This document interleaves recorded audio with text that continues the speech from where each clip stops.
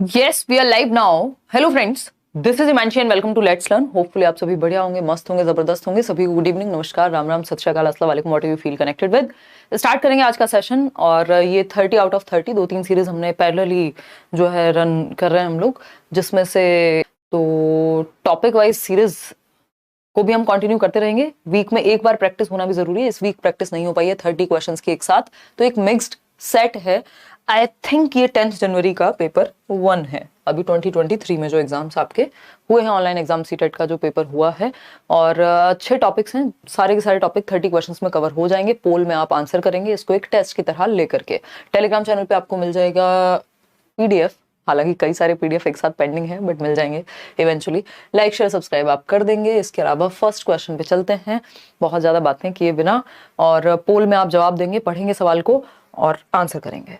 Question number 1 क्या कहता है भाई? Which domain of child development deals with the affective component of child's personality, her feelings towards people, objects and surroundings. यानी बाल विकास का कौन सा क्षेत्र बच्चों के व्यक्तित्व के भावात्मक घटक से संबंधित है. अब देखो हिंदी में ये इजी हो गया, अदरवाइज इसी को अगर ये संवेगात्मक लिख देते तो कई लोग कंफ्यूज नजर आते, है ना.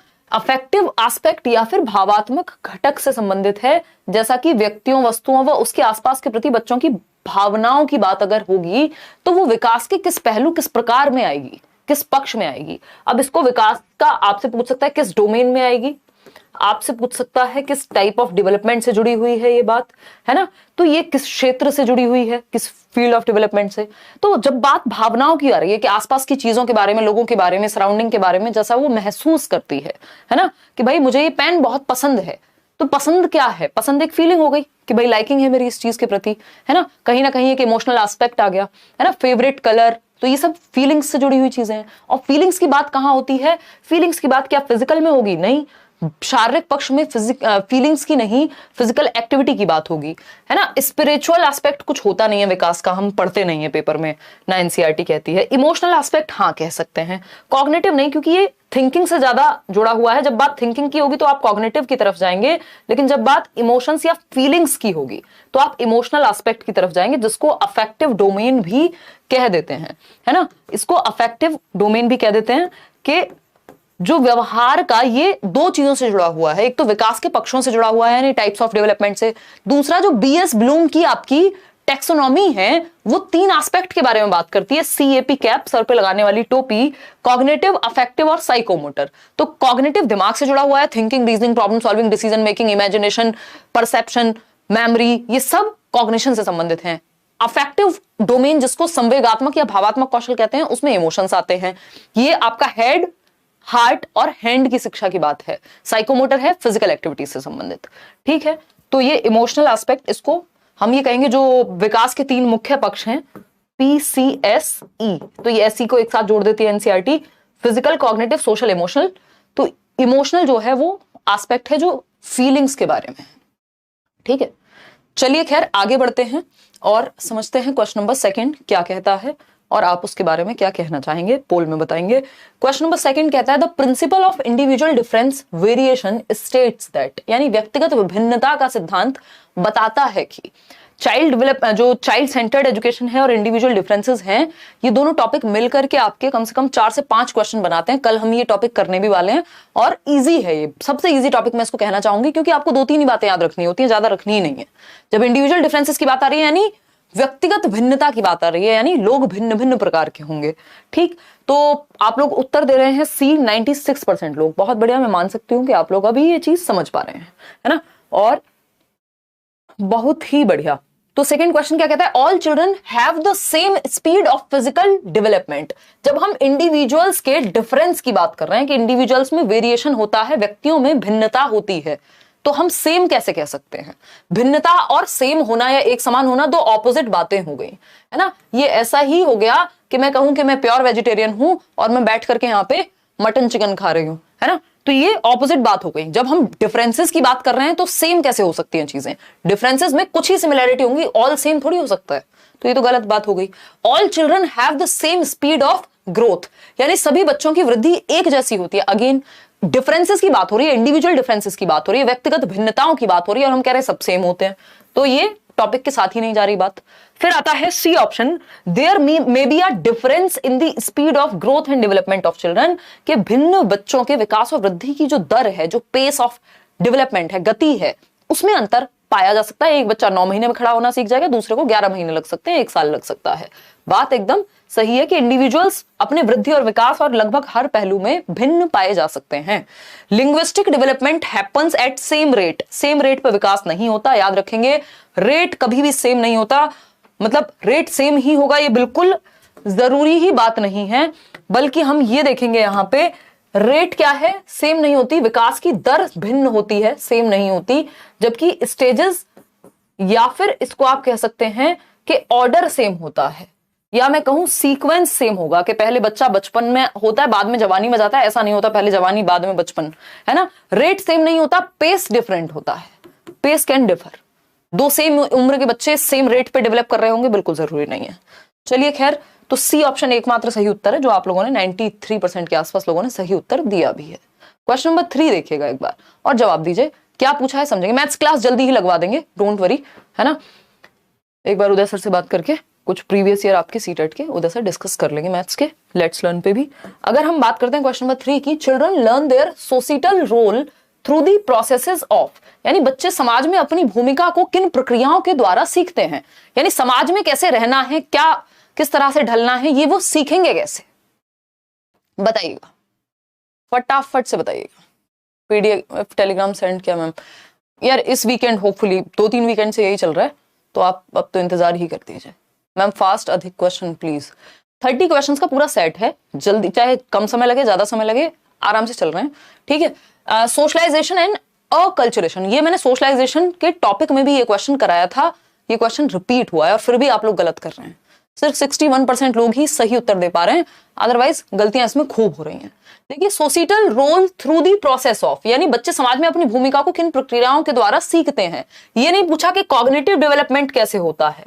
देखिए, ये दोनों चीजें तो हमेशा ही हर प्रक्रिया में होती हैं, लेकिन ये कॉग्निटिव डेवलपमेंट या स्कीमा अपडेट करने के लिए पूछा होता तो ये उत्तर ज्यादा एप्ट हो जाता, उचित हो जाता। लेकिन क्योंकि हमसे पूछा है सोशल रोल हम कैसे सीखते हैं, तो सोशल रोल हम सोशलाइजेशन की प्रक्रिया के माध्यम से और अकल्चरेशन के माध्यम से, जिसको उत्संस्करण कहते हैं या परासंस्करण भी कह देते हैं कई लोग। सामाजिकरण यानी समाज में कैसे रहते हैं, समाज के क्या नॉर्म्स हैं, क्या वैल्यूज हैं, क्या नियम हैं, क्या कायदे कानून हैं, क्या डिजायरेबल चीजें हैं जो एक्सेप्टेबल हैं, कौन सी अनएक्सेप्टेबल चीजें हैं, ये सारी चीजें सोशलाइजेशन का हिस्सा है। एक प्रक्रिया है जिसके माध्यम से हम समाज में रहने के लायक बनते हैं, विच इज सामाजिकरण। और अकल्चरेशन क्या है, अकल्चरेशन है समाज भी अलग अलग तरह के होते हैं, है ना। हमारे कल्चर में धोती कुर्ता हो सकता है, लेकिन हम वेस्टर्न कल्चर से क्या सीख ले रहे हैं भाई, जीन्स पहनना, टी शर्ट पहनना। तो ये अकल्चरेशन की प्रक्रिया के थ्रू हमने सीखा कि हम डिफरेंट कल्चर या समय के बदलने के साथ डिफरेंट चीजें भी एक्वायर कर ले रहे हैं। एन कल्चरेशन एक प्रोसेस होती है, यहाँ पे EN अगर लिखा होगा उसका मतलब होता है आप अपने कल्चर को सीख रहे हैं। अकल्चरेशन में बाकी कल्चर भी मिक्स हो सकते हैं। तो ये दोनों ही प्रक्रियाओं के माध्यम से सोसाइटल रोल व्यक्ति जो है सीखता है, और सामाजिकरण जीवन पर्यंत चलता रहता है, समाज बदलता रहता है, लोग बदलते रहते हैं, नियम कायदे कानून बदलते रहते हैं। एसिमिलेशन एंड एकोमोडेशन की जो प्रक्रिया है, चाहे वो B हो चाहे वो C हो, देखिए ये ऐसा नहीं है अकल्चरेशन या सोशलाइजेशन में अडेप्टेशन नहीं होता, एसिमिलेशन नहीं होता, होती हैं चीजें। लेकिन जब बात हो रही है सोशल रोल्स को एक्वायर करने की, तो वो सामाजिकरण की प्रक्रिया के माध्यम से होगा। मतलब जो ज्यादा बेहतर उत्तर है, जो पूछा गया उसके अनुसार हमें उत्तर देना होता है ना, तो उस केस में वो अकल्चरेशन और सोशलाइजेशन है। अगर कॉग्निटिव एस्पेक्ट में स्कीमा को अपडेट करने की बात होती तो आंसर एसिमिलेशन और एकोमोडेशन हो जाता, या फिर सोशलाइजेशन या अकल्चरेशन में से कुछ नहीं होता ऑप्शन में, ठीक है ना। तो ये आपको देखना पड़ेगा पूछा क्या है, उस सेंस में फिर आपको जवाब देना है। ऑप्शन 1 से ज्यादा भी सही हो सकते हैं, लेकिन बेस्ट कौन सा है वो चूज करना है। क्वेश्चन नंबर 4 देखिए एक बार। अकॉर्डिंग टू जीन प्याजे के अनुसार, when a child is shown a toy, यानी जब एक बच्चे को एक खिलौना दिखाया जाता है, and then it is hidden, और फिर छिपा लिया जाता है। यानी बच्चे को दिखाया गया क्या, खिलौना, ठीक, बच्चे को खिलौना दिखाया गया और फिर छिपा लिया गया ऐसे करके पीछे या कहीं भी, ठीक है। अब इंस्टेड ऑफ फॉरगेटिंग, अब बच्चा ये खिलौना भूला नहीं है, about it the child tries to find that toy. अब बच्चा आसपास देखेगा, आपके हाथ में देखेगा, इधर देखेगा, वो भूला नहीं है कि ये टॉय अब एग्जिस्ट नहीं करता। At dash stage this characteristic is found in the child and it is called, यानी किस अवस्था में ये जो गुण है वो पाया जाएगा कि बच्चा अब इस खिलौने को खोज में लगेगा, इसकी खोज करेगा, ना कि भूल जाएगा। बताइएगा।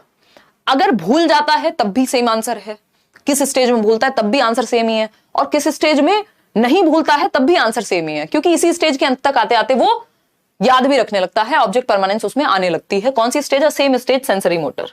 तो पूछा क्या है पहले? एट सेंसरी मोटर स्टेज, गत्यात्मक अवस्था पियाजे की, SPCF आपको निमोनिक पता है।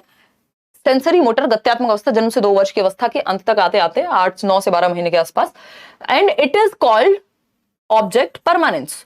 ऑब्जेक्ट परमानेंस यानी वस्तु स्थायित्व। अब वस्तु स्थायी हो गई उसके दिमाग में, अब उसने देख लिया कि ये एग्जिस्ट करती है, चाहे आप मेरे सामने से ले लो लेकिन मेरे दिमाग में तो रहेगी। तो out of sight out of mind नहीं होता। तो सेंसरी मोटर स्टेज में ऑब्जेक्ट परमानेंस वो अचीव कर लेता है। कमी या लैक ऑफ ऑब्जेक्ट परमानेंस भी इसी स्टेज की शुरुआत में है और अंत में इसी में अचीव भी कर लेगा। ठीक है, प्री ऑपरेशनल इसका सही उत्तर नहीं होगा, कॉन्क्रीट ऑपरेशनल तो बिल्कुल पॉसिबल ही नहीं है। ठीक है, ऐसा नहीं है प्री ऑपरेशनल में ऑब्जेक्ट परमानेंस हो नहीं रही है, लेकिन गुण किस स्टेज का है बात उसकी चलेगी। क्वेश्चन नंबर 5 देखिएगा, टू फैसिलिटेट कॉग्निटिव डेवलपमेंट यानी संज्ञानात्मक विकास को बेहतर बनाने के लिए, सुसाधित करने के लिए बच्चों में जीन पियाजे gave importance to dash while Lev Vygotsky emphasized dash. ये दोनों टॉपिक मैं आपको करा चुकी हूं क्वेश्चंस की फॉर्म में यूट्यूब पे, और वैसे भी ये टॉपिक्स हम पढ़ चुके हैं प्रीवियसली, तो अगर आपने नहीं देखा है तो वो आप जाकर के देख लेंगे। ठीक है ना, और फिर लाइक और शेयर भी कर देंगे जब उस सेशन को देखेंगे, इस सेशन को देखेंगे। अभी भी जितने भी लोग देख रहे हैं 10,165 अभी हम जुड़ गए हैं 11 मिनट में, तो सिर्फ 2800 लोगों ने लाइक शेयर किया है। ये एकदम जस्टिफिएबल नहीं है, है ना। मोकेम्बो बिल्कुल खुश नहीं हुआ ये देख के। चलिए खैर, ए 82% लोग कह रहे हैं उत्तर। तो टू फैसिलिटेट कॉग्निटिव डेवलपमेंट, पियाजे क्या कहेंगे? एक्टिविटी कराओ बच्चे को, ठीक है। जबकि वाइगोस्की कहेंगे लैंग्वेज, ठीक बात है, लेकिन हम फिर से चेक कर लेते हैं। पियाजे लैंग्वेज पे फोकस करेंगे, वाइगोस्की एक्टिविटी पे। तो जब हमें पता है MESE, ये 4 मुख्य फैक्टर्स हैं पियाजे की थियोरी में। मैचुरेशन यानी बायोलॉजिकल मैचुरेशन, एक्सपीरियंस जिसको एक्टिविटी कह देते हैं, सोशल इंटरेक्शन और इक्विलिब्रेशन। तो अब इसमें लैंग्वेज की बात तो नहीं है इन 4 फैक्टर्स में। तो हमें इतना पता है कि और वाइगोस्की लैंग्वेज को एक टूल मानते हैं। उनकी तो थियरी में 3 चीजें हैं, सोसाइटी, कल्चर और लैंग्वेज। तो हम ये कहें कि पियाजे ने लैंग्वेज को इंपॉर्टेंस दी है और वाइगोस्की ने एक्टिविटी को, तो ये गलत बात हो जाएगी। ऐसा नहीं वाइगोस्की ने एक्टिविटी को मना कर दिया, लेकिन जो मेन फैक्टर्स हैं उसमें ये बात नहीं है। वहां सोशल इंटरेक्शन है जो एक्टिविटी के नाम पे। रिवॉर्ड पनिशमेंट की बात दोनों में से कोई नहीं करता। तो क्रियाएं करने व भाषा, भाषा की बात कौन करेगा? पियाजे करेंगे। ये आज डिस्कनेक्ट हो रहा है बीच बीच में, कुछ तो पंगा है। तो पियाजे एक्टिविटी की बात करेंगे, वहीं वाइगोस्की जो है वो लैंग्वेज की बात करेंगे। ए option is the right answer over here. आगे बढ़ते हैं क्वेश्चन नंबर 6 पर। देखते हैं क्वेश्चन नंबर 6 क्या कहता है और आपके मन में क्या जवाब है इसको लेकर के। लॉरेंस गोल्डबर्ग का एक क्वेश्चन है, मॉरल डेवलपमेंट की थियरी इन्होंने दी थी। The good boy good girl stage of moral development यानी नैतिक विकास की अच्छा लड़का अच्छी लड़की अभिविन्यास की जो अवस्था है उसकी मुख्य विशेषता क्या है, देखते हैं। किस ऑप्शन को देख करके आप पता लगा पाएंगे कि व्यक्ति या बच्चा जो है वो अच्छा लड़का अच्छी लड़की अभिविन्यास के अंतर्गत है। पहला ऑप्शन है सीइंग रूल्स एज फिक्स्ड यानी रूल्स जो हैं वो फिक्स्ड होते हैं और एब्सोल्यूट होते हैं। बट ये तो 4th स्टेज है, लॉ एंड ऑर्डर कहते हैं इसको, या फिर सोशल ऑर्डर मेंटेनिंग कहते हैं। तो इसकी बात तो यहाँ नहीं हो रही, यहाँ तो गुड बॉय गुड गर्ल की बात हो रही है। अच्छा लड़का अच्छी लड़की यानी प्रेज यानी प्रशंसा की बात होगी। Wanting to be respected by others and trying to do what will please others, बिल्कुल सही बात है कि दूसरों के द्वारा सम्मान प्राप्त करने की चाह है और वह करने की कोशिश जो दूसरों को खुश करे। आपको खुशी हो रही है नहीं हो रही फर्क नहीं पड़ता, but good boy nice girl बनना है किसी की नजर में, पेरेंट्स की नजर में, टीचर की नजर में, दोस्तों की नजर में, व्हाटएवर। तो इसी को good boy nice girl orientation कहते हैं। 3rd स्टेज है ये। क्या है ये? 3rd स्टेज है। गोल्डबर्ग की 6 स्टेजेस में से तीसरी स्टेज है और दूसरा लेवल है कन्वेंशनल लेवल जिसको हम कहते हैं। Feeling that it is their duty to uphold laws and rules for their own sake, नहीं ठीक। 5th stage believing in abstract universal principles which are valid for all humanity, ये again फिर 3rd level पे चले गए। तो answer क्या सही हुआ? सिर्फ बी ही सही है जो गुड बॉय नाइस गर्ल की बात करेगा। समझते हैं क्वेश्चन नंबर 7। क्वेश्चन नंबर 7 क्या कहता है? लेव वाइगोस्की बिलीव्स इन यानी वाइगोस्की किस चीज में विश्वास रखते हैं, वाइगोस्की के अकॉर्डिंग कौन सा एक कथन जो है वो सही होगा, बताइए।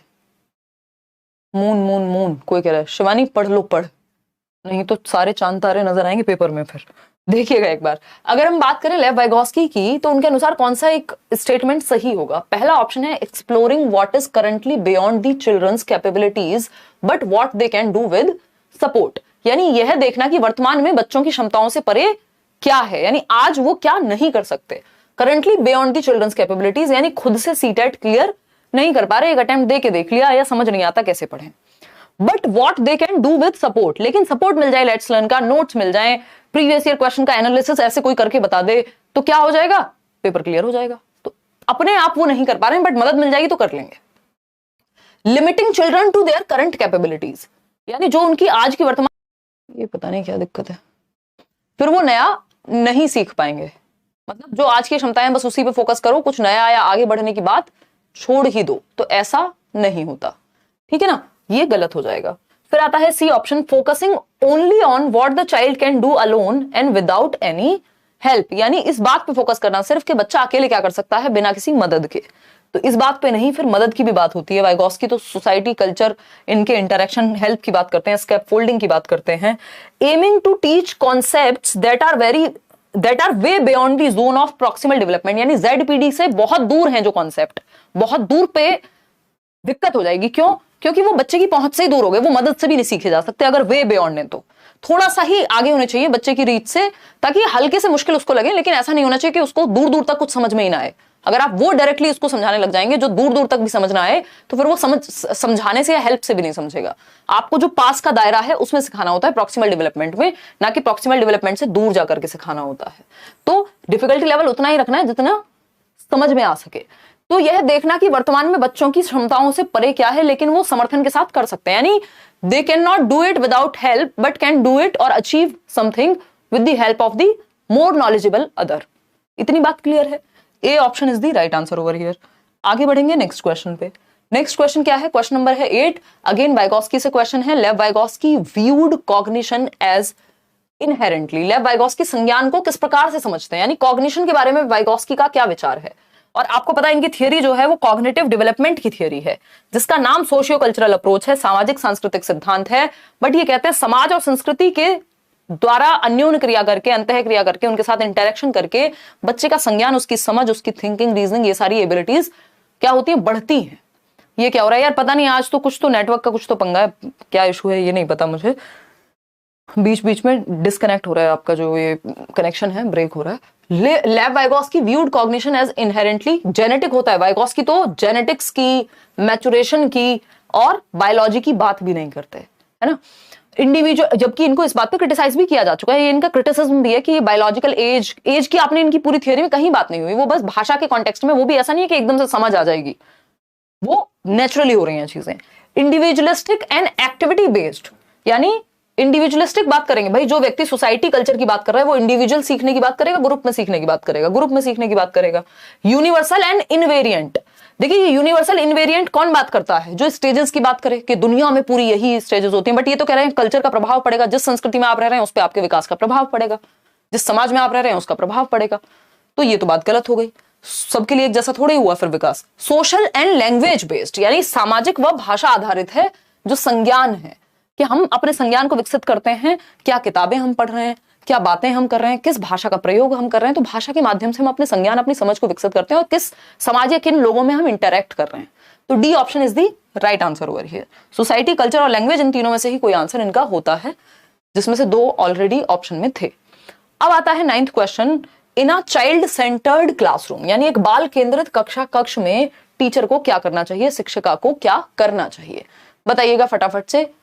कोई कह रहा है पंजाब से हैं, क्या BPSC फिल कर सकते हैं। उसमें ना कई लोगों को गलतफहमी है कि उसमें तो लिखा हुआ है भारत का नागरिक हो। भारत का नागरिक एज वेल एज, मतलब आप ठीक ठाक नागरिक हैं, उसमें ऐसा भी कुछ मेंशन्ड है कि आप क्रिमिनल और वो सब नहीं है, मतलब नॉर्मल एक नागरिक हैं भारत के, और दूसरा स्थायी नागरिक होंगे आप किसके, बिहार के। तो भारत के नागरिक हैं तभी आप बिहार के नागरिक भी हो पाएंगे, है ना। तो या बिहार के नागरिक हैं तो भारत के नागरिक ऑटोमेटिक होंगे, दोनों चीजें मतलब इंटर रिलेटेड हो गई। तो ऐसा नहीं है कि बाहर वाले फिल कर सकते हैं, उसमें ऐसा नहीं लिखा हुआ है। और वो 31 अगस्त है डेट, वो भी मैंने लास्ट में आपको दिखाया था, बोलने में वो 1 अगस्त मुझे याद रह गई है, जो लास्ट ईयर है आपका सेकेंड ईयर में। In a child centred classroom the teacher, बाल केंद्रित शिक्षा में बच्चा एक्टिव होगा और टीचर क्या होगा, टीचर भी एक्टिव होगा। देखते हैं क्या होगा। Classifies the learners on the basis of their abilities, abilities के बेस पे बांट देता है, नहीं सेग्रीगेट नहीं करते बच्चों को। यूजेस फियर, डराएगा नहीं। कंसिडर्स हर सेल्फ और himself as the ultimate source of knowledge, ये तो ट्रेडिशनल क्लासरूम में होता था। एक होता है क्या आपका चाइल्ड सेंटर्ड क्लासरूम, ये मैंने डिस्कस किया हुआ है यूट्यूब पे भी, बैचेस में भी अभी हम करेंगे डिस्कस। ट्रेडिशनल क्लासरूम, पारंपरिक टीचर सेंटर्ड क्लासरूम, वहां टीचर को सब कुछ आता है और वो ज्ञान भर देगा बच्चे में, ये अप्रोच पहले हुआ करती थी। चाइल्ड सेंटर्ड में बच्चे और टीचर दोनों मिलकर के नॉलेज को, ज्ञान को सृजित करते हैं या कंस्ट्रक्ट करते हैं। तो pays individual attention to each learner, ये बात एकदम सही है कि प्रत्येक शिक्षार्थी पर व्यक्तिगत ध्यान देने की कोशिश जो है टीचर करेगा। चाइल्ड सेंटर्ड का मतलब है कि चाइल्ड सेंटर में है, तो चाहे वो 30 बच्चे हों। अब हमारे देश में स्थिति ये है कि बहुत ज्यादा एडमिशंस, एनरोलमेंट बहुत ज्यादा हो जाता है, अदरवाइज एक सीमित मात्रा में बच्चे होने चाहिए जिससे कि हर बच्चे पे ध्यान दिया जा सके। ठीक है ना, क्लियर है जी बात? हाँ अच्छा ठीक है, पढ़ाई कर लो अंशु सिंह। देखिए, तो D option is the right answer. आगे बढ़ेंगे क्वेश्चन नंबर 10 पर। हार्वर्ड गार्डनर, एक क्वेश्चन गार्डनर से आता ही है। हार्वर्ड गार्डनर बिलीव्ड दैट, यानी हार्वर्ड गार्डनर का क्या मानना था, बताइए। Each individual possesses different types of intelligences in varying degrees, यानी वो मानते थे कि प्रत्येक व्यक्ति के पास अपना अलग अलग मात्रा में विभिन्न प्रकार की बुद्धि होती है। देखिए, बी ऑप्शन है intelligence is pre determined and fixed at birth. इस बात के अगेंस्ट है गार्डनर के फिक्स्ड है जो बुद्धि है आपकी, या प्री डिटर्मिन्ड है, पहले से सुनिश्चित है ना, या एक सिंगल एंटिटी है बुद्धि, आईक्यू स्कोर है बुद्धि। इन सब चीजों को बिल्कुल सिरे से नकारते हैं गार्डनर। वो कहते हैं ये क्या है, एक एबिलिटी है जो अलग अलग मात्रा में अलग अलग लोगों में हो सकती है, या कई प्रकार की बुद्धि एक व्यक्ति में हो सकती है, बस मात्रा या डिग्री का जो अंतर है वो हो सकता है, ज्यादा हो किसी में कम हो किसी चीज को लेके। Each individual possesses only one type of intelligence, ऐसा उन्होंने नहीं कहा, मल्टीपल टाइप्स ऑफ इंटेलिजेंसेस हो सकते हैं, किसी एक में आप अच्छे हो सकते हैं बहुत ज्यादा, लेकिन ऐसा नहीं है कि एक ही प्रकार की बुद्धि है किसी में। Intelligence is a general ability to adapt to certain situations, ये जनरल एबिलिटी है, ये भी इन्होंने नहीं कहा। जनरल एबिलिटी की बात एल्फ्रेड बिने करते हैं कि एक सामान्य तत्व होता है बुद्धि का जो हर जगह पे काम आएगा, मैथ में अच्छे हैं तो हर चीज में अच्छे होंगे। प्रत्येक व्यक्ति के पास अलग अलग मात्रा में विभिन्न प्रकार की बुद्धि होती है। ये बात जो है गार्डनर कहते हैं कि हो सकता है आपको डांस में, आपके पास बहुत अच्छी बॉडीली काइनेस्थेटिक बुद्धि नहीं है, तो हो सकता है आप डांस में अच्छे ना हो सकता है आप में म्यूजिकल इंटेलिजेंस हो सकता है आप खिचड़ी हो सबकी, थोड़ी थोड़ा सब कुछ हो आप में, है ना। तो वेरिंग डिग्री का अंतर होता है, लेकिन अलग अलग प्रकार की बुद्धि आप में हो सकती है। आगे बढ़ते हैं क्वेश्चन नंबर 11। क्या कहता है ये, अगेन वाइगोस्की का क्वेश्चन। देख रहे हैं आप, एक सेट में 3 क्वेश्चन तो अभी तक वाइगोस्की के आ चुके हैं। अकॉर्डिंग टू लेव वाइगोस्की, प्राइवेट स्पीच निज वाक, याद करो कौन सी स्टेज है ये, याद आ रहा है, कुछ नहीं आ रहा भाई? 2 से 3 से 6 भी आ जाता है कई बार पेपर में, नहीं तो 2 से 6 आप इसको लगा के चलो, ठीक। निज वाक, ईगोसेंट्रिक स्पीच जो प्री ऑपरेशनल में आती है पियाजे के अनुसार, तो helps the students to regulate their thinking, यानी विद्यार्थियों की सोच को विनियमित करती है जो निजी संवाद है। या फिर B option, does not impact student thinking पे कोई प्रभाव नहीं पड़ता। अब जो व्यक्ति, खिचड़ी है हमारी तो, हाँ ज्यादातर लोगों का यही होगा, सोसाइटी, कल्चर, लैंग्वेज, है ना, अपना भी कुछ ऐसे ही है। देखिए, तो लिंग्विस्टिक इंटेलिजेंस की अगर हम बात कर रहे हैं, जो व्यक्ति अपनी थियोरी में 3 महत्वपूर्ण चीजें हैं बीपीएल की तरह, एससीएल बोले तो सोसाइटी, कल्चर, लैंग्वेज। तो जब लैंग्वेज इतनी इंपॉर्टेंट है वाइगोस्की के लिए, तो क्या वो ये कहेंगे कि कोई इंपैक्ट नहीं होता थिंकिंग पे? जबकि वो तो कह रहे हैं लैंग्वेज से कॉग्निटिव डेवलपमेंट होगा, टूल है language, is a tool for cognitive development. Hinders the students thinking, तो लैंग्वेज से क्या है, हिंडर हो जाएगी, यानी प्राइवेट स्पीच से हिंडर, यानी रुकावट बन जाएगी थिंकिंग में। जबकि थिंकिंग भाषा से होगी या किससे करेंगे? इंक्रीजेस स्टूडेंट्स ईगोसेंट्रिसिज्म की बात पियाजे कर रहे हैं, वाइगोस्की नहीं कर रहे हैं, ठीक है। समझना होगा क्वेश्चन को, कोई तो डी लिख रहा है जबकि डी हो नहीं सकता, डी फॉर डॉग भी बनाया है ना। क्रिएटिविटी तो पूरी लगा दी आपने, लेकिन उत्तर गलत दे दिया सरकार। नाम क्या है आपका? विकास कुमार। चलिए, तो आंसर क्या है इसका? मतलब आप लोगों ने 54% लोगों ने डी उत्तर दे दिया। कौन से सस्ते नशे हैं भाई ये, है? कमाल कर दियो, बहुत बढ़िया। चिंटू देखिए, ए ऑप्शन सही है इसमें, डी नहीं। एतिश्री रॉय, बहुत बढ़िया नाम है आपका। देखिए, helps the students to regulate their thinking, ये मैंने आपको प्राइवेट स्पीच बताते समय भी बताया था कि सोच को रेगुलेट करने में, प्राइवेट स्पीच जब हम खुद से बात कर रहे हैं, खुद को ही डायरेक्शन दे रहे हैं, खुद से बात करके कि नहीं यार हिमांशी ये वाला नहीं, ये वाला सही होना चाहिए। जब आप पेपर में ऐसे बोल के बातें कर रहे होते हैं तो आप खुद को दिशा दे रहे होते हैं, आप अपनी थिंकिंग को रेगुलेट कर रहे होते हैं। जब आप बात कर रहे होते हैं खुद से बोल करके, आप सेल्फ डायरेक्शन, सेल्फ रेगुलेशन का काम कर रहे होते हैं वहां पे।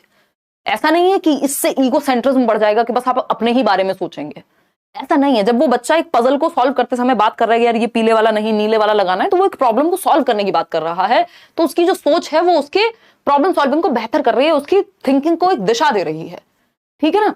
तो ये डी कैसे हो सकता है, मतलब ये आपने क्या सोच के उत्तर दिया है, ये प्याजे के कॉन्टेक्स्ट में समझ आता।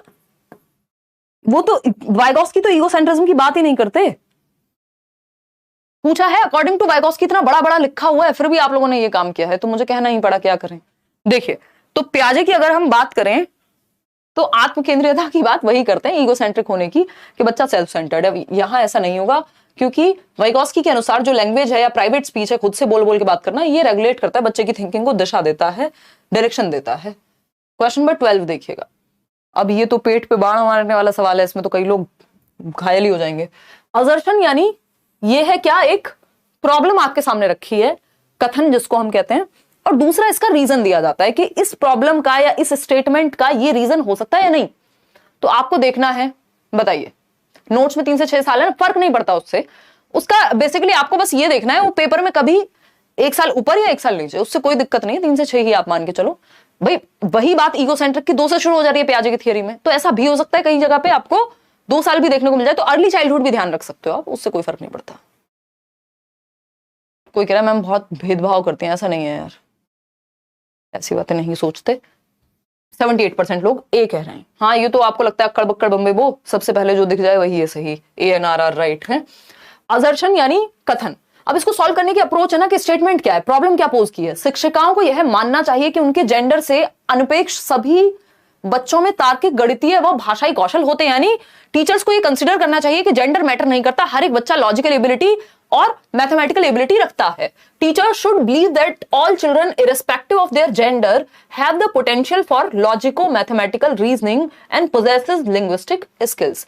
यानी ऐसा नहीं है कि लड़कियां ही भाषा में अच्छी होंगे या लड़के ही गणित में अच्छे होंगे, इररिस्पेक्टिव ऑफ जेंडर, यानी जेंडर न्यूट्रल हो गई ये बात। लैंग्वेज या सब्जेक्ट कोई भी जेंडर का व्यक्ति सीख सकता है, बात तो फैक्ट है ना। ऐसा बिलीव मानना चाहिए टीचर को, बिल्कुल ऐसा है ना। ये बात क्या है, बिल्कुल सत्य है, ट्रू है, ठीक है।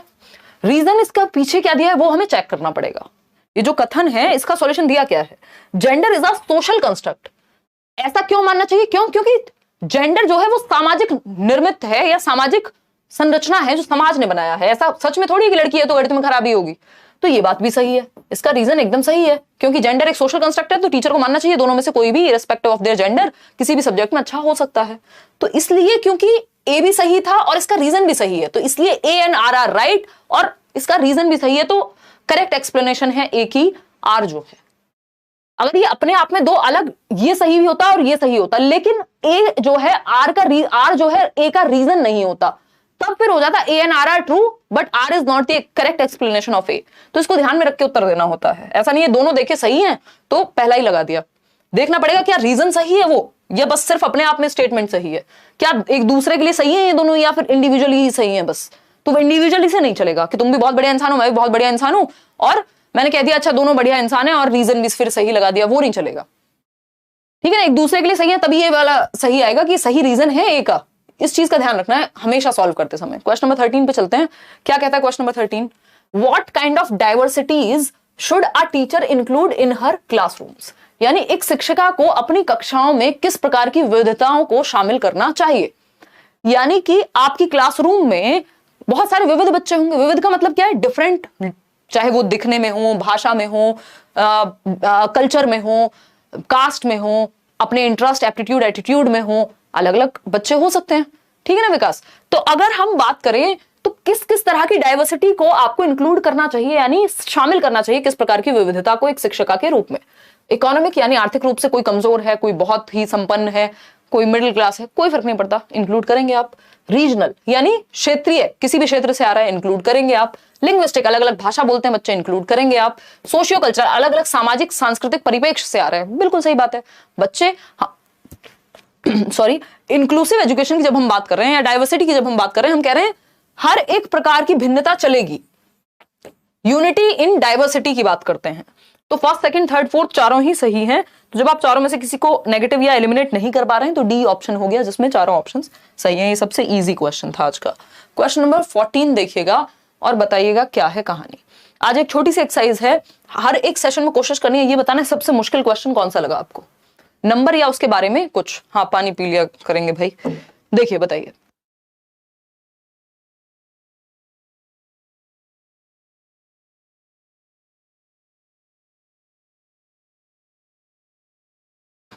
देखिए डी ऑप्शन कह रहे हैं 63% लोग।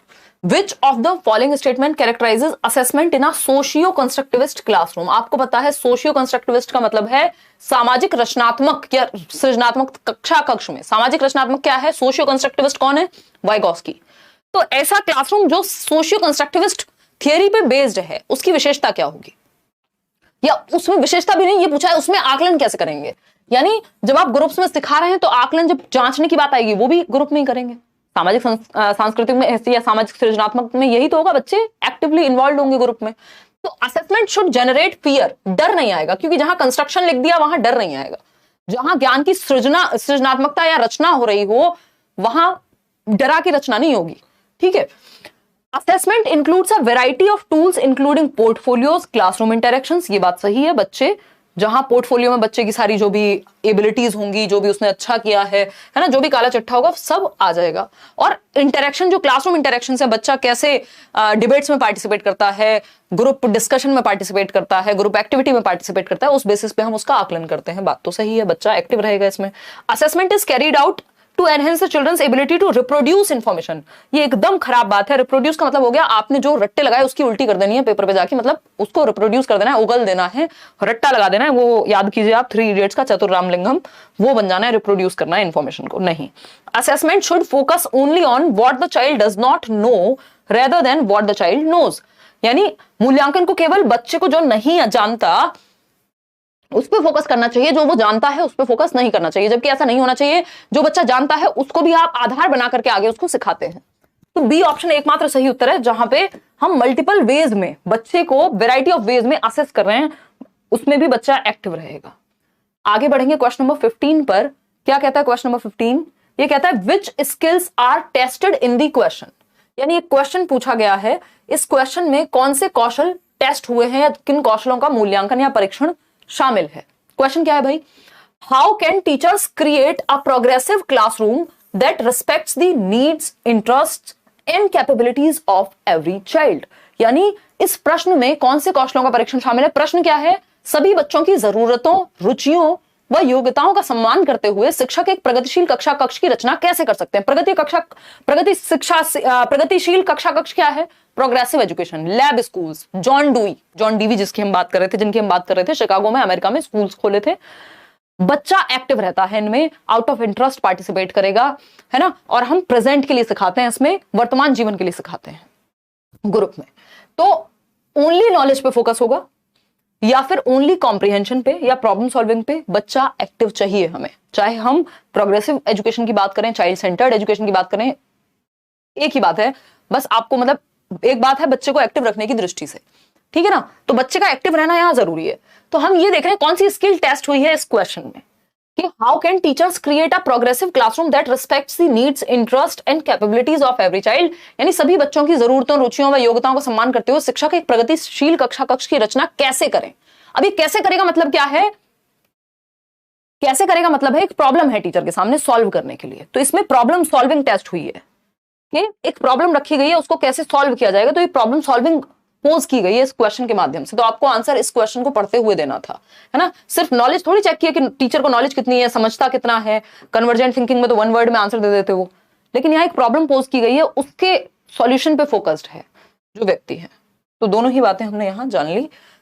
आगे बढ़ते हैं। यहाँ जॉन डुई से खैर कोई डायरेक्ट ताल्लुक नहीं था, बट आपको पढ़ के समझ जाना है कि प्रॉब्लम सॉल्विंग की बात यहाँ हो रही है। क्यों? क्योंकि एक प्रॉब्लम रखी गई है, उसका सॉल्यूशन ढूंढने की बात हो रही है।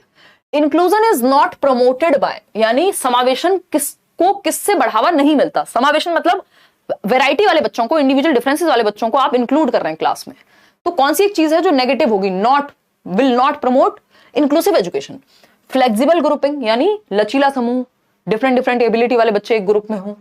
रीजनेबल एकोमोडेशन, यानी उचित समायोजन, यानी आप रीजनेबली एकोमोडेट कर लें, चेंज कर लें ग्रुप में या क्लास में, जो भी चेंज लाने की जरूरत हो, जैसी आवश्यकता हो उसके अनुसार परिवर्तन, ये भी फ्लेक्सिबिलिटी की बात करेगा। डिफरेंशिएटेड इंस्ट्रक्शन भी एक पॉजिटिव बात है कि आप बच्चे की नीड्स के अकॉर्डिंग उसको इंस्ट्रक्शन दे रहे हैं। डिफरेंट बच्चों की डिफरेंट नीड्स हो सकती हैं, तो स्टैंडर्ड इंस्ट्रक्शन नहीं होना चाहिए, डिफरेंशिएटेड इंस्ट्रक्शन होना चाहिए। लेकिन लेबलिंग एंड सेग्रीगेशन, बच्चे पे ठप्पा लगाना, तुम पास, तुम फेल, है ना, तुम तो ये, तुम तो वो, अगर आप सेग्रीगेट कर रहे हैं, अलग थलग कर रहे हैं कि तुम्हें दिखता नहीं है, तुम अलग बैठो सबसे, है ना, तुम ये वाले स्पोर्ट्स में नहीं इन्वॉल्व होगे, तुम ये काम नहीं करोगे, तो ये लेबलिंग एक तो आपने ठप्पा लगा दिया, किसी बच्चों को आप कह रहे हैं अच्छा जिसको दिखता नहीं है उसको आप अंधा कह रहे हैं, कुछ और कह रहे हैं, तो ये लेबलिंग एंड सेग्रीगेशन सबसे नेगेटिव बात है। इंक्लूजन का जस्ट ऑपोजिट है ये, कि आप इंक्लूड नहीं कर रहे हैं, सेग्रीगेट कर रहे हैं। तो D option is the right answer. Question number 17 देखिएगा एक बार और जवाब दीजिएगा। क्वेश्चन नंबर 17 है, what is the role of examples while teaching children from diverse backgrounds in elementary classes. यानी विविध कक्षा में जब आप या विविध पृष्ठभूमियों से आने वाले बच्चों को जब आप पढ़ा रहे हैं तो उदाहरणों का क्या योगदान है, और वो भी diverse backgrounds in elementary classes. तो कैसे उदाहरण होने चाहिए, रोल क्या है उदाहरणों का। पहला है, teacher should take only those examples that are given in the text book. तो सिर्फ टेक्स्ट बुक तक नहीं सीमित रहना, बियॉन्ड टेक्स्ट बुक जाना है, रियल लाइफ तक जाना है। Teacher should give examples and prompt children to bring examples from their lives. यानी शिक्षक को खुद उदाहरण देने चाहिए और बच्चों को उनकी निजी जिंदगी से उदाहरण देने के लिए प्रोत्साहित करना चाहिए, कि वो अपनी रियल लाइफ से बच्चे खुद प्रोत्साहित हो किसी चीज का उदाहरण देने के लिए। आप जेंडर पढ़ा रहे हैं तो उस पर उदाहरण हो आपके पास, आप एनवायरमेंट के बारे में बता रहे हैं तो बच्चों को भी मौका दे रहे हैं कि वो अपनी रियल लाइफ से वहां पर एग्जाम्पल्स पुट करें। बात तो सही लग रही है। सी ऑप्शन पढ़ते हैं, teacher should encourage only children from dominant groups to give examples. यानी जो डोमिनेंट ग्रुप हैं, जो ज्यादा प्रभावी हैं उस एरिया में या उस क्लास में, उन्हीं को मौका देंगे कि यही अच्छा बताएंगे, सबको मिलना चाहिए मौका। Teacher should focus on giving examples from her own experience. सिर्फ अपने एक्सपीरियंस से नहीं, बेटर यह है कि टीचर और बच्चे दोनों इन्वॉल्व हो। तो टीचर भी एग्जाम्पल दे और बच्चे भी क्या है यहाँ पे एग्जांपल्स अपने जीवन से जोड़ रहे हैं। तो ज्यादा बेटर ऑप्शन डी ऑप्शन से बी है, तो हम जो ज्यादा बेटर है उसके साथ जाएंगे, अदरवाइज डी गलत नहीं था। आगे बढ़ेंगे क्वेश्चन नंबर 18 पे। अगेन पेट पे बाण मारने वाला सवाल देखिए। क्वेश्चन नंबर 18 है, असर्शन यानी एक स्टेटमेंट है और इसका एक रीजन दिया है। स्टेटमेंट पढ़ते हैं पहले। Students with attention deficit hyper activity disorder, यानी एडीएचडी एक समस्या है ना, एक डिसऑर्डर है बच्चे को, attention deficit hyper activity disorder, यानी अटेंशन में कमी है, एक्टिव जरूरत से ज्यादा है, टिक के बैठ नहीं पाता। Benefit from a well designed approach that reduces visual and auditory distractions.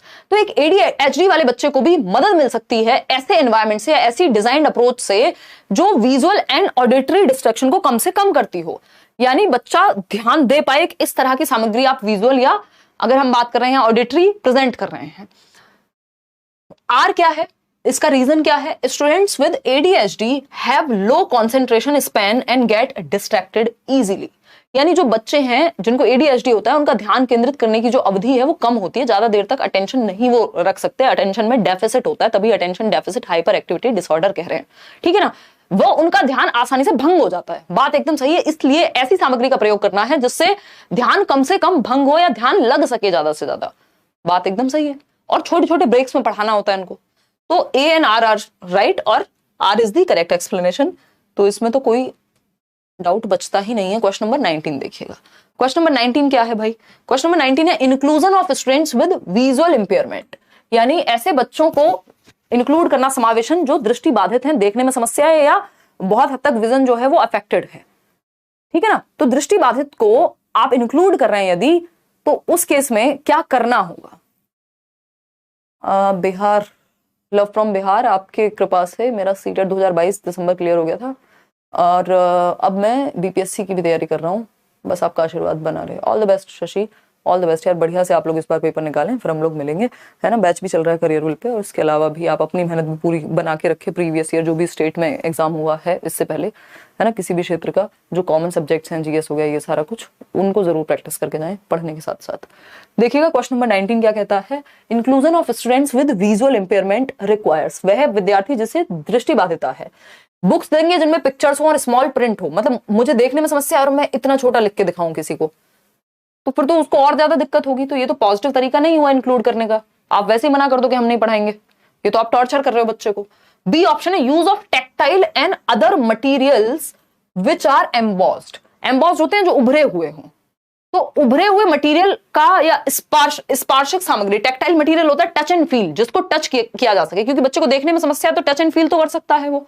तो ऐसे संसाधन का प्रयोग करेंगे जहां पे उभरी हुई चीजें हो, या तो जैसे इस रिमोट में क्या है, बटन उभरे हुए तो टच कर सकता है वो बच्चा जिसको देखने में समस्या है, या आप ब्रेल लिपि का इस्तेमाल कर सकते हैं। बात तो सही लग रही है। टेक्टाइल मटेरियल विजुअली चैलेंज लोगों के लिए बहुत बेटर होते हैं। Restriction on usage of assistive technology, मतलब जो असिस्टिव टेक्नोलॉजी आजकल फोन वगैरह में कि वो बता दे, अगर बच्चा देख नहीं पा रहा, पढ़ नहीं पा रहा, तो स्पीकर से खुद से बता दे, तो वो टेक्नोलॉजी को ही हटा दो, रेस्ट्रिक्ट कर दो, लिमिटेड कर दो, तो और समस्या होगी बच्चे को।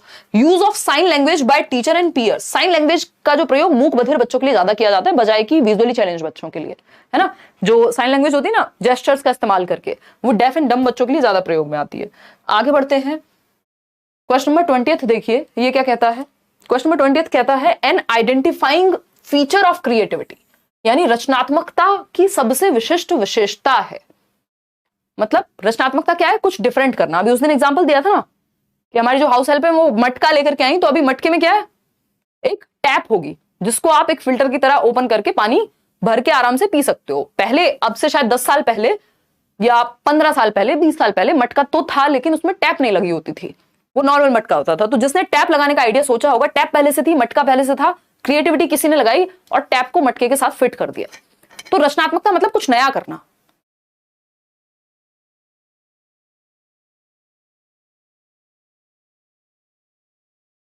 बताइएगा फटाफट से, सी ऑप्शन कह रहे हैं कई लोग। An identifying feature of creativity, क्या होगी रचनात्मकता का फीचर। इस पे मैंने एक सेशन भी किया हुआ है बहुत पहले के टाइम पे कि कैरेक्टरिस्टिक्स या इसके कुछ एलिमेंट्स होते हैं FFOE, ठीक है ना।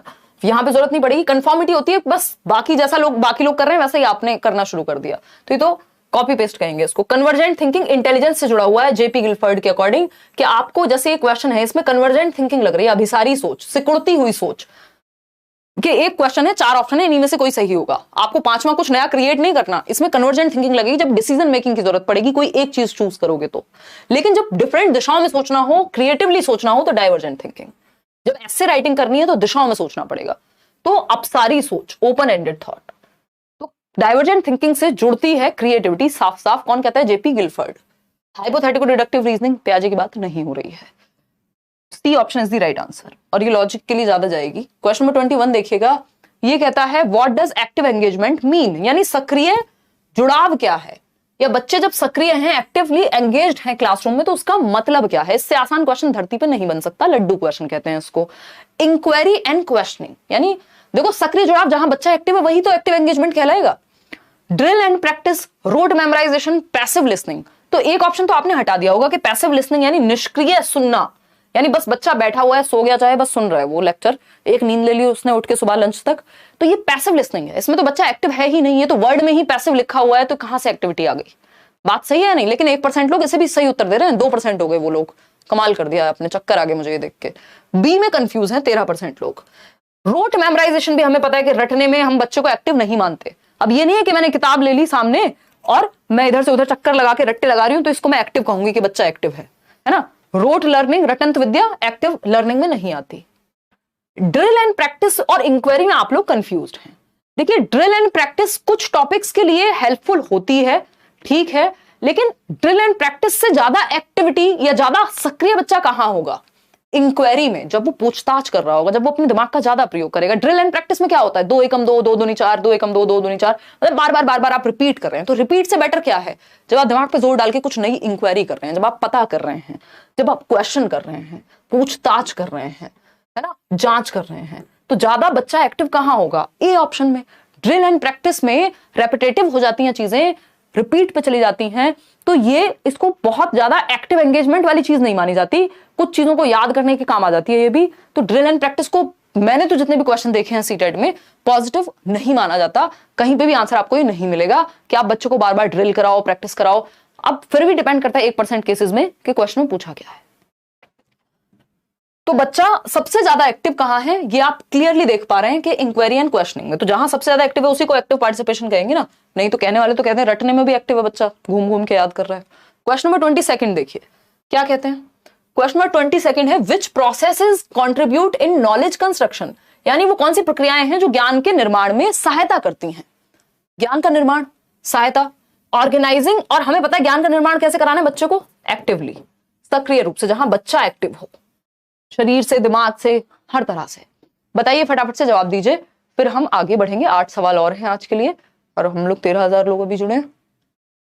हाँ सही अंशु। तो ज्ञान के निर्माण में कौन सी प्रक्रियाएं शामिल हैं, organising and reorganising previous knowledge, यानी पूर्व ज्ञान का संगठन व पुनर्संगठन, यानी जो आप जानते हैं उसको फिर से ऑर्गेनाइज कर रहे हैं, उसको ठीक कर रहे हैं, चेंज कर रहे हैं।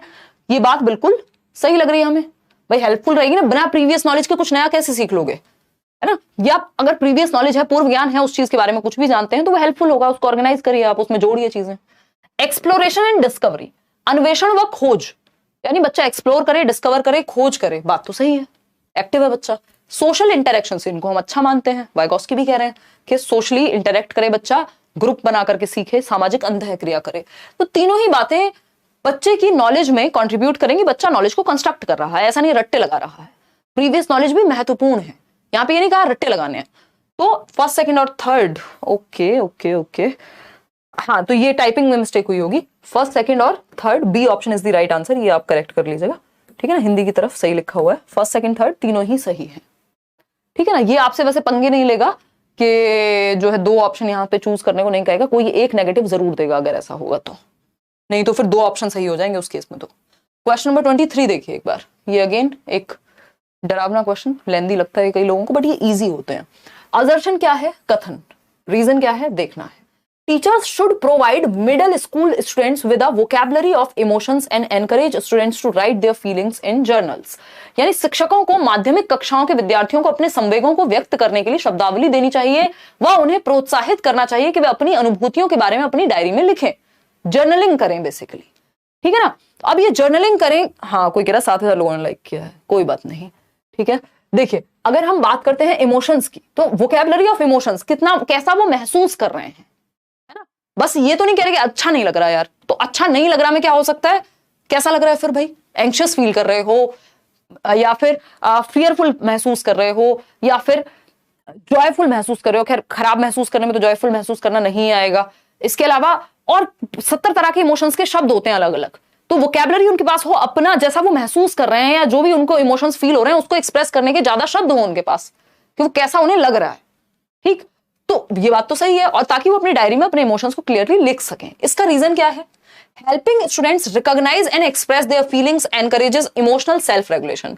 यानी यदि आप बच्चों को उनके इमोशंस को पहचानने में मदद करते हैं कि वो कैसा कब महसूस करते हैं, किन चीजों को करते हुए वो ज्यादा अच्छा फील करते हैं, है ना, किस दिशा में वो पॉजिटिव महसूस करते हैं। तो बेसिकली आपने जब इमोशंस को क्या कर दिया, रिकॉग्नाइज करने का मौका दिया, उनको हेल्प किया और एक्सप्रेस करने में हेल्प की कि वो अपने इमोशंस को एक्सप्रेस कर पाए, अभिव्यक्त कर पाए, तभी तो वो बोल पाएंगे ना मम्मी साइंस नहीं ये पढ़ना है या पिताजी ये पढ़ना है, तो वो एक्सप्रेस कर पाए और पहले रिकॉग्नाइज करें, पहले खुद पहचान पाए। यही नहीं पता क्या करना है जीवन में, क्योंकि मौका ही नहीं दिया कभी इमोशंस को रिकॉग्नाइज करने का। तो ये क्या हुआ, ये एकदम सही बात हो गई, बच्चा एक्टिव है, तो both A and R true. कि इससे क्या होगा, बच्चों का जो सेल्फ रेगुलेशन है, जब इमोशंस के प्रति हम अवेयर होंगे तब तो रेगुलेट कर पाएंगे, जब हमें पता ही नहीं हम फील क्या कर रहे हैं कहां से रेगुलेट हो पाएगा। क्वेश्चन नंबर 24, ये क्या कहता है, इन मीन्स एंड एनालिसिस। ये प्रॉब्लम सॉल्विंग का क्वेश्चन है, समस्या समाधान का, बहुत बार आ चुका है।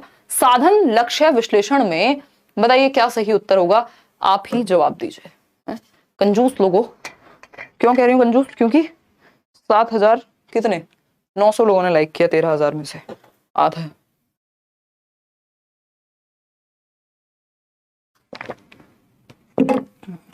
हाफ नहीं है, खैर ये नंबर 5,000 लोगों ने ही किया बस। देखिए ए ऑप्शन कह रहे हैं 48%। In means and analysis a step by step prescribed procedure is followed for achieving the goals. यानी स्टेप बाय स्टेप प्रोसेस होती है, तो वो तो फिर एक मेथड हो जाएगा, प्रोसीजरल वे हो जाएगा, मीन्स एंड एनालिसिस थोड़ी कहलाएगा।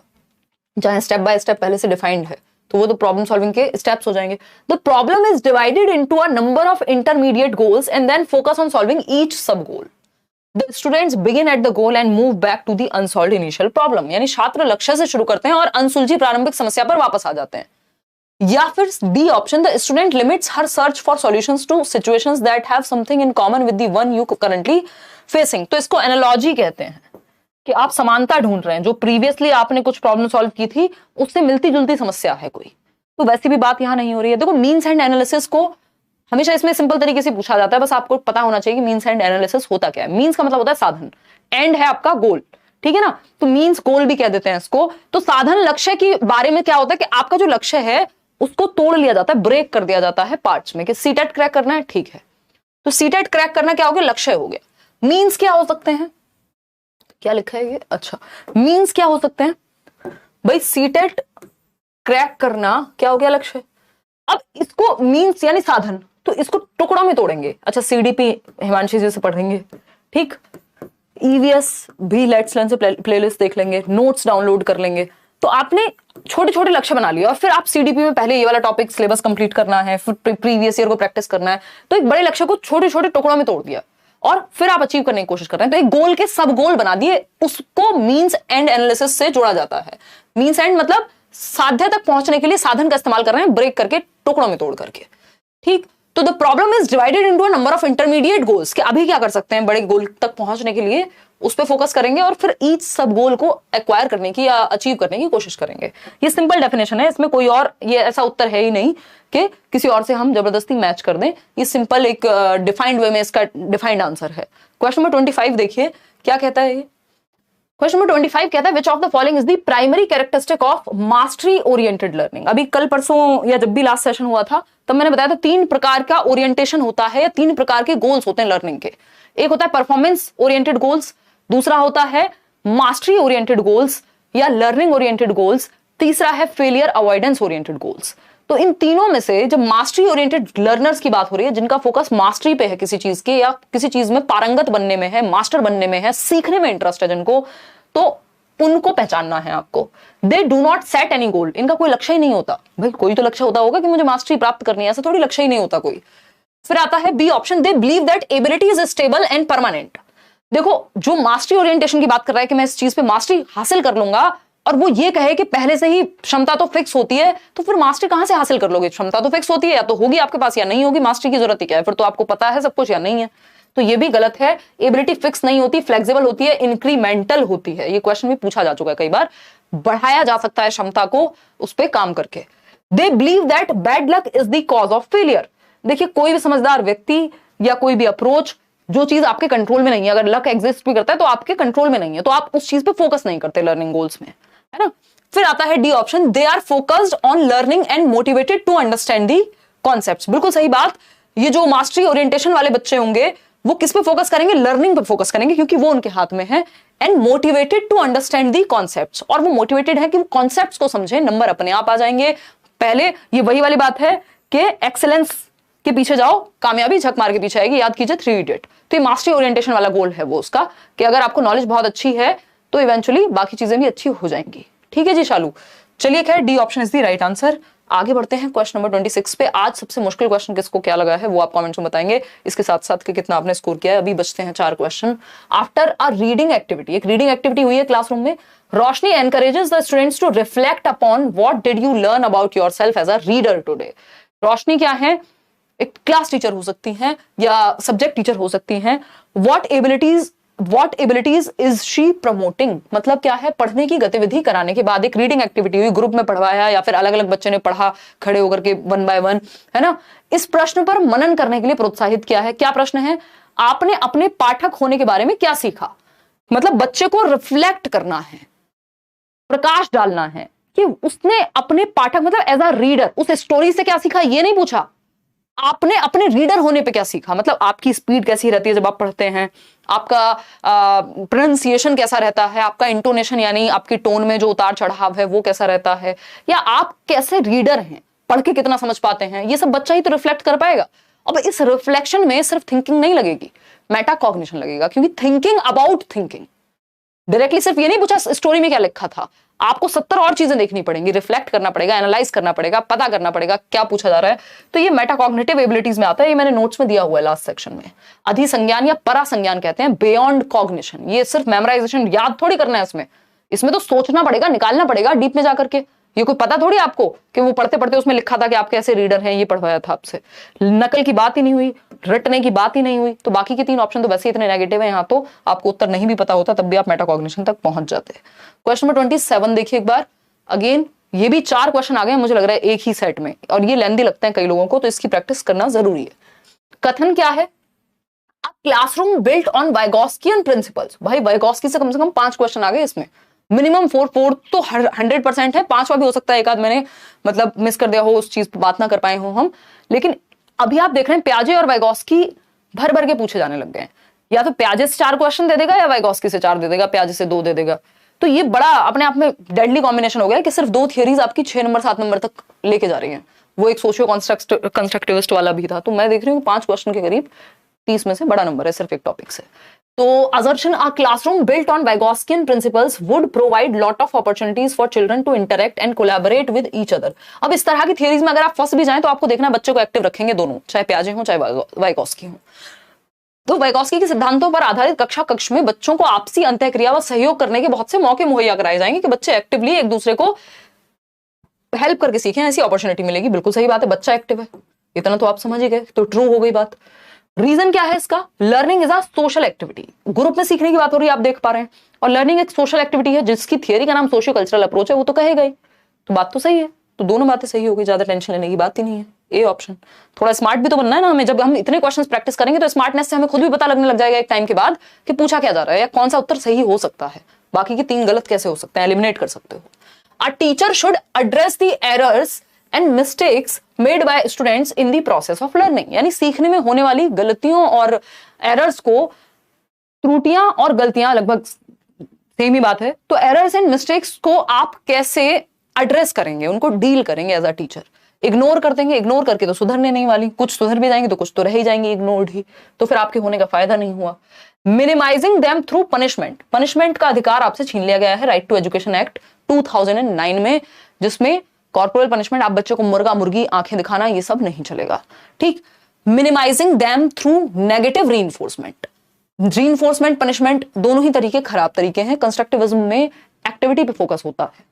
Working out appropriate strategies to induce cognitive conflict, यानी बच्चों में संज्ञानात्मक द्वंद्व पैदा करने के लिए उपयुक्त रणनीतियां सोचना, मतलब अगर गलतियां हो रही हैं बच्चे से, मान लो कोई गलती हुई है तो उसको उस कॉन्फ्लिक्ट तक पहुंचाना कि कहीं तो गड़बड़ है, जब उसको रियलाइज खुद से हो वो वहां तक पहुंचाना बच्चे को। एप्रोप्रिएट ऐसी स्ट्रेटजीज इंड्यूस करना कि आप उससे 2-4 क्वेश्चन पूछ रहे हैं उसकी गलती, उसने कोई जवाब दिया, फिर आपने और उसके आसपास के सवाल पूछे, तो आप उसको अपने आप द्वंद्व तक पहुंचा रहे हैं, जहां वो अपने आप कंफ्यूज होगा, उसके दिमाग में आएगा यार कुछ तो गड़बड़ है, तो वो सीख पाएगा ठीक से। तो D option is the right answer over here. आगे बढ़ेंगे क्वेश्चन नंबर 29 पर। क्या कहता है भाई 29? देख रहे हो लेंथी क्वेश्चन है, इनकी प्रैक्टिस अगर कर लोगे तो जल्दी सॉल्व हो जाएगा पेपर। क्वेश्चन नंबर 29 कहता है choose the example that illustrates intrinsic motivation. एक है बाह्य अभिप्रेरणा जिसको एक्सटर्नल मोटिवेशन या एक्सट्रिंसिक मोटिवेशन कहते हैं, कुछ लोग इसको नेगेटिव भी कह देते हैं। इंट्रिंसिक मोटिवेशन या आंतरिक अभिप्रेरणा को इंटरनल मोटिवेशन कहते हैं। इंटरनल में रीजन बाहर नहीं होगा मोटिवेशन का, और एक्सटर्नल में रीजन अंदर नहीं हो सकता। समझ पा रहे ना बात को? तो निम्न में से वह उदाहरण चुने जो आंतरिक अभिप्रेरणा को दर्शाता है। आंतरिक का रीजन बाहर नहीं मिलेगा, सबसे आसान तरीका है अगर आपको 1 नंबर ढूंढना है, बहुत ज्यादा दिमाग ना लगाए बिना, कि रीजन बाहर नहीं होगा उस ऑप्शन में। Shalu works hard to be first in the class so that she can dominate others. Reason बाहर है, दूसरों पे आधिपत्य जमाना है। रीजन क्या है? एक्सटर्नल है, तो ये तो एक्सटर्नल मोटिवेशन हो गई, एक्सट्रिंसिक ना कि internal. Reena completes her project work so that she gets first position. Reason बाहर है कि फर्स्ट आना है, मेडल लाना है, एक्सटर्नल हो गया ये भी, हमको चाहिए internal. Rani is working on a given assignment to avoid punishment. इसका भी रीजन बाहर है कि पनिशमेंट से बचने के लिए। ऑप्शन तो एक ही बचा, अब ये तो सही होगा ही, 5वां थोड़ी लिखाएंगे कहीं। Urmil researches on her project because the topic interest her. Reason बाहर नहीं है, अंदर है, क्योंकि रुचि है उस टॉपिक को पढ़ने में। तो ये इंटरनल मोटिवेशन है जिसका रीजन बाहर नहीं मिलेगा आपको। तो D option is the right answer. Urmil अपने प्रोजेक्ट पर शोध करती है क्योंकि इस विषय में उसकी रुचि है। अब ऐसा नहीं कि रिसर्च बाहर की दुनिया में नहीं हो रही है, उसको डिग्री नहीं मिलेगी, बट द रीजन इज कि उसको इंटरेस्ट है इसलिए कर रही है। कोई टीचर बन रहा है और टीचर बनना चाहता है, उसके लिए तैयारी कर रहा है, चाहता है जहां आ गया मतलब इंटरेस्ट है, रीजन चेंज हो गया। रीजन इंटरनल है तो इंटरनल मोटिवेशन है उर्मिल का किसी प्रोजेक्ट पे काम करने का। तो D option is the right answer. आगे बढ़ेंगे और हमें बच्चों को इंटरनल मोटिवेशन के लिए ही प्रोत्साहित करना है। क्यों? क्योंकि हमें सिखाना है कि learning for the sake of learning, यानी हम सीख रहे हैं क्योंकि हमें सीखने में इंटरेस्ट है। आगे बढ़ते हैं क्वेश्चन नंबर 30। ये अगेन आप 3 इडियट्स से इसका बहुत अच्छा उदाहरण निकाल सकते हैं। जब वो राजू श्रीवास्तव, नहीं वो कौन, कोई तो उसमें है ना, आर माधवन, जब वो बोलते हैं अपने पिताजी को, जो लेक्चर देते हैं वो, कि एक छोटा कैमरा होगा, छोटी गाड़ी होगी, छोटा घर होगा, व्हाटएवर, बट खुश रहूंगा। उसका रीजन क्या है? वो इंटरनल हो गई मोटिवेशन, कि उस काम में आपको इंटरेस्ट है चाहे पैसा कम मिल रहा है। ठीक है जी।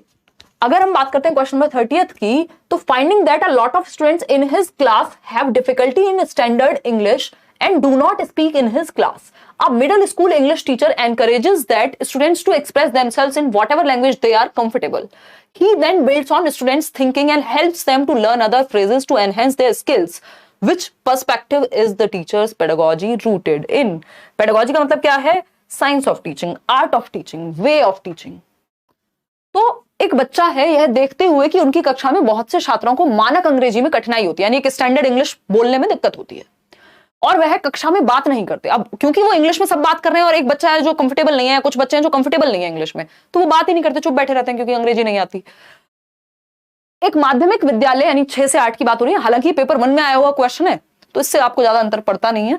माध्यमिक विद्यालय के अंग्रेजी शिक्षक छात्रों को जिस भी भाषा में वे सहज महसूस करें उसमें खुद को अभिव्यक्त करने के लिए प्रोत्साहित करते हैं कि कोई बात नहीं, हिंदी में दे दो जवाब, या जो भी भाषा आती है उसमें जवाब दो, कोई जरूरी थोड़ी है।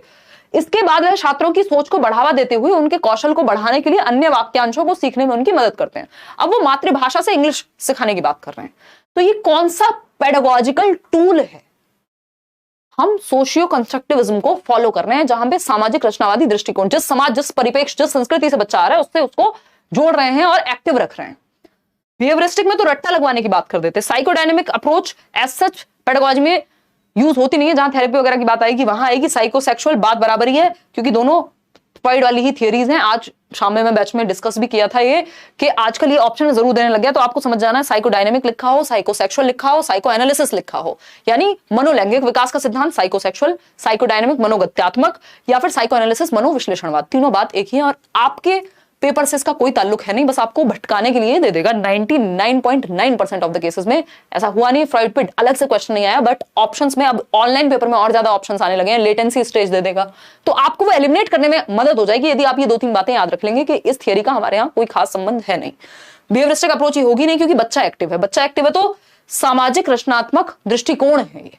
आउट ऑफ 30 कितने ठीक हुए हैं वो आप कॉमेंट सेक्शन में बताएंगे। सबसे मुश्किल कॉन्सेप्ट या कहीं आपको दिक्कत हुई वो आप बताएंगे। मैं एक बार कमेंट भी पढ़ लूंगी कल क्लास होने से पहले। और किसी भी बैच में आपको अगर एनरोल होना है, बीपीएससी के भी बैच में एडमिशन अभी ओपन है, सीटेट बैच में भी, DTPSB में भी है ना, पेडागोजी स्पेशल में अब नहीं है। और ये पीडीएफ भी आपको होपफुली जल्दी ही मिल जाएंगे यार सारी। लाइक शेयर सब्सक्राइब आप कर दीजिएगा। कल मिलेंगे, कल हम चाइल्ड सेंटर्ड जो एजुकेशन है उसके टॉपिक को डिस्कस करेंगे। और धन्यवाद आज के लिए, थैंक यू सो मच। 24 थोड़ा हार्ड लगा, 24 सभी को मुश्किल लगा, इसका मतलब 30 out of 30। Like share subscribe आप कर दीजिएगा। अगर आपको सेशन पसंद आया हो, मैं 24th क्वेश्चन एक बार देख लेती हूँ। कई लोग लिख रहे हैं कि मुश्किल लगा है उन्हें। वाओ,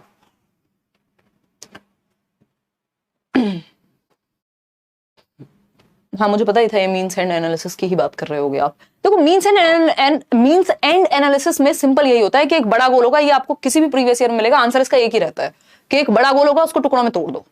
तो मीन्स का यानी साधनों का प्रयोग कर रहे हैं एंड तक पहुंचने के लिए, टुकड़ों में तोड़ करके। ठीक है जी, चलिए। हाँ, मैथ्स की भी क्लास में एक बार उदय सर से बात करके लगवाती हूँ, उनको प्रीवियस ईयर भेजने थे, मुझको भेजती हूँ, ऑनलाइन वाले ना अभी जो हुए रिसेंटली। चलिए टेक केयर, बाय बाय, कल मिलते हैं। Thank you so much. कोई विचार हो आपका आप कमेंट्स में बता सकते हैं, कितना आपने स्कोर किया आज और कहाँ आपको मुश्किल हुई। Thank you so much.